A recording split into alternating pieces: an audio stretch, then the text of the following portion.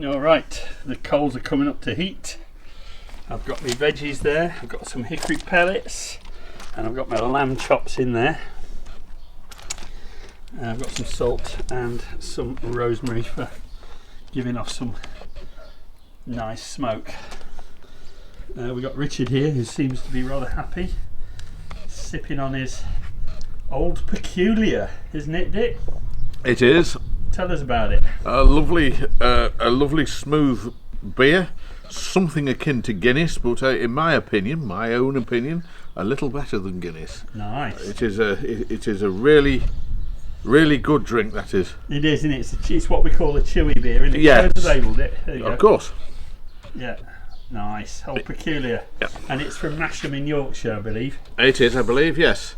Yeah. And as I say, a very nice, cheerful alternative to Guinness. Nice. Nothing wrong with Guinness, and there's nothing wrong with this either. Oh, grand. What else we got? I've got some of my my homemade hot pepper sauce right there, and we've got some ketchup. Plates are ready, and we've got some of the ubiquitous mint sauce that we Brits love. That's from a local store, their own brand, and we're about ready to go. So this is a celebration for VE Day. Yes, VE Day. Victory in Europe. Victory in Europe, which was on this day, the 8th of May in 1945. And it was celebrating the victory over the Nazis in Europe. And that is the victory sign of our beloved Winston Churchill. You look like it. You don't do it the other way round. You need a brandy and a cigar, Dick, for that, eh? Anyway, we've got lots of people to thank for victory in Europe. That's Britain, oh yes, the Commonwealth, not just us. Our the American Americans, friends, very much so. Our Russians, who are also the Allies, the USSR, and the Canadians. And Canadians and friends from all over the world. Absolutely. And France, and we can't forget the exiles from the occupied zone either. So that's right. Czechs, Poles, Norwegians. The Anzacs. I'm sorry if I've missed anyone out. Yeah. Oh yes, well, we appreciate them all. But we all appreciate. And we were talking the other day about Normandy and how we like being in Normandy, and it's for that same reason. Is there's that spirit still exists there. They're still very happy and grateful that they were liberated in that awful, dreadful war. So. Right, I think it's the coals are almost white, so it'll soon be time to start. So I'll better get this camera mounted and get going.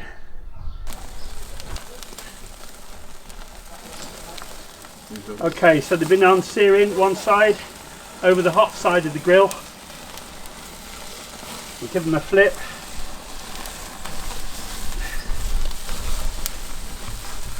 And let them sear again on the other side.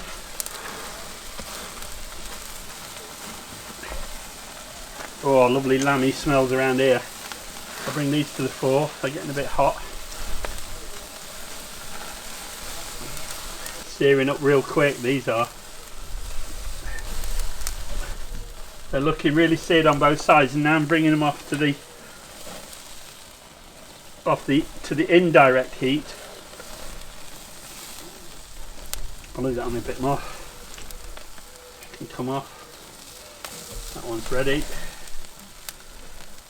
Let's have a look at these three. Get a good sear on both sides.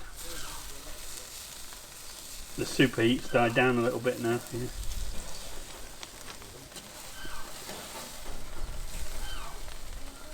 That can come over to the indirect heat now. That one's looking favourite as well. Yeah, that's good. Just this one, it's a bit more stubborn, this one. What I'm going to do is sprinkle a few hickory pellets on there, and then take that off, put that on there, and we'll smoke that in some hickory for a few minutes.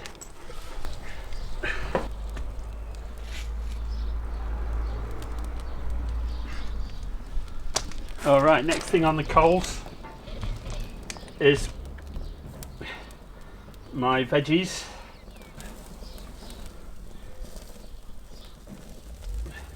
nice big chunky veg, so they don't, so it cooks nice and evenly on there.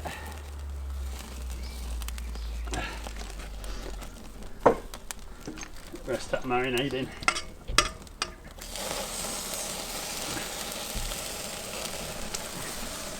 Creates a nice bit of theatre.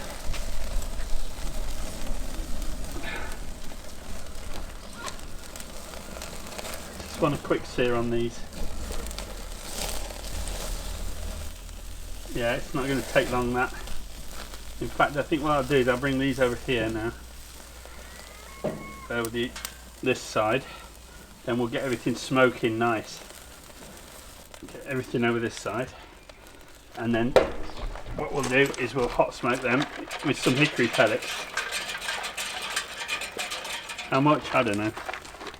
That much. And then we'll get the lid shut and let that hot smoke for a few minutes. Just to give you an indication of how much smoke is belching out of that thing. We've got all the so on this side was the coals, and on this side is the indirect heat side. So everything's sitting on the indirect heat side now, smoking and roasting on that side.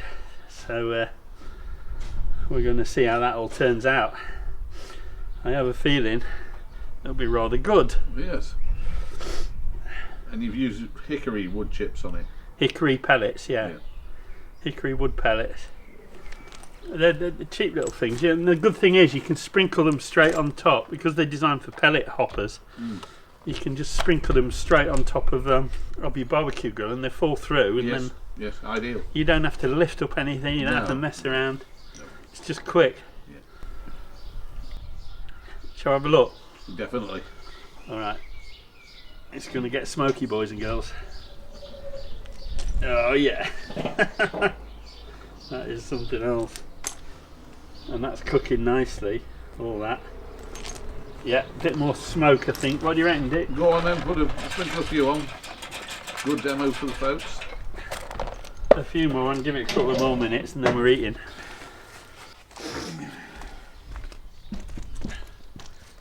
The thing I like best about barbecue, it's a rather inexact science. Yeah, oh absolutely. You just got to judge it by nose and ear. Yeah, make it up as you go along, basically. Yeah. All right, I think it's time to take these gorgeousness off the. Wow. All right, let's offload this lot. I don't like my veggies overcooked, so I've got them right there on the side. Sweet. Peppers, still juicy inside, look. Lovely. We can just help ourselves to that.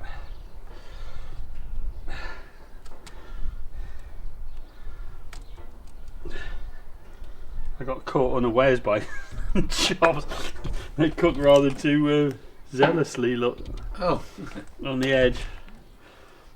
I wasn't expecting it to flare up so quick, but that, because lamb's it's quite a fatty little meat, isn't it? So it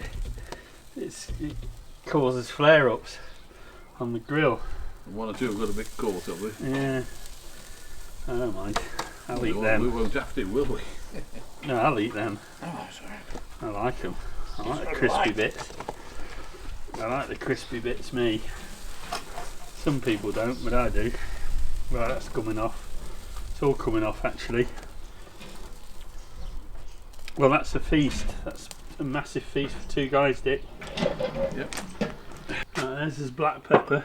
Aye. I want to get some salt and stuff on these because I didn't salt them on the barbecue much.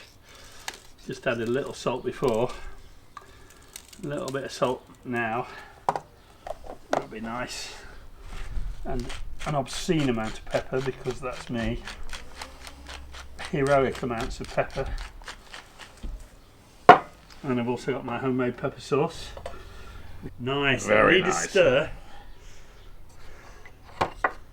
That does look rather good, doesn't it? It certainly does. Nice and fluffy. It is.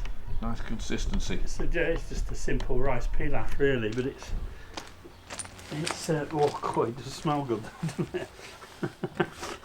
Extremely nice. Right, let's get you served up.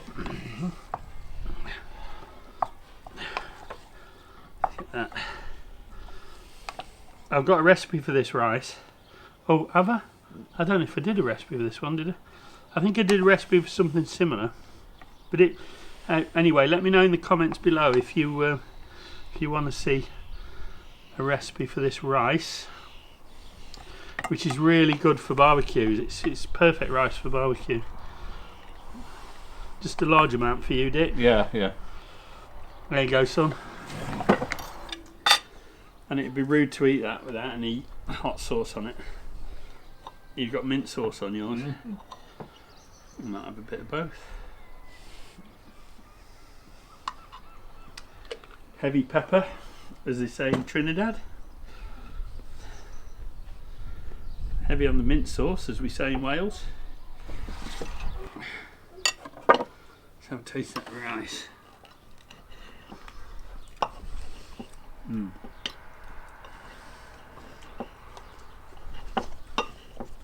Bit of salt. As I get older, I find I want more salt on stuff. I think it's because as you get older, your taste buds seem to deaden a little bit, and I think we confuse the flavour of salt with flavour. But who cares? It's not how long you live; it's how much you live, right?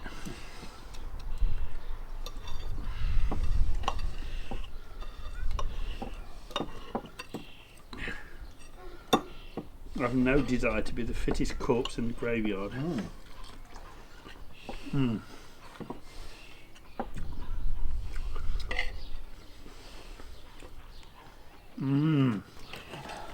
Oh, I've forgotten how fierce that pepper sauce is. What I did with this was I took a taste of Trini's basic pepper sauce recipe and I made it for bottling. So I added a bit of just added a bit of apple vinegar into it. Thin it a little. You know, cider vinegar.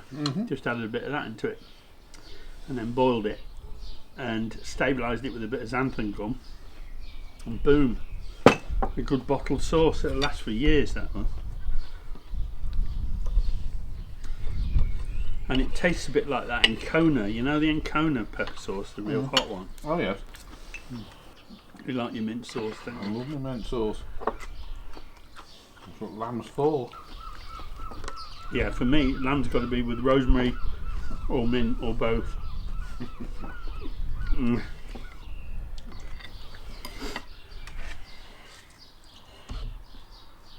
Nice pepper sauce on top.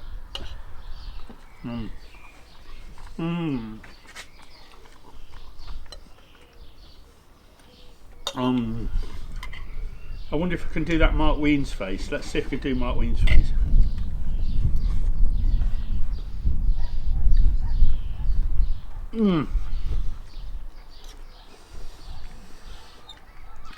Sorry, Mark. You're a legend. Mark Wiens is a legend in the foodie community. Another legend is this guy, Ray Mack, from Ray Mack's Kitchen and Grill. A lovely guy. I'll put links to all this up in the up in this side, I think. No, this side, isn't it? It's this side. And also in the description. That's our first charcoal barbecue of the season, isn't it? We cooked outside the other day. On the rocket. Yeah.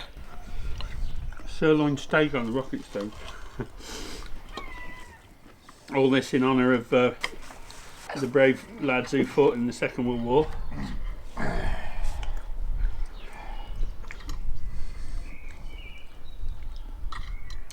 And liberated Europe from the clutches of the Nazis. Because that, boys and girls, was something that just had to be done.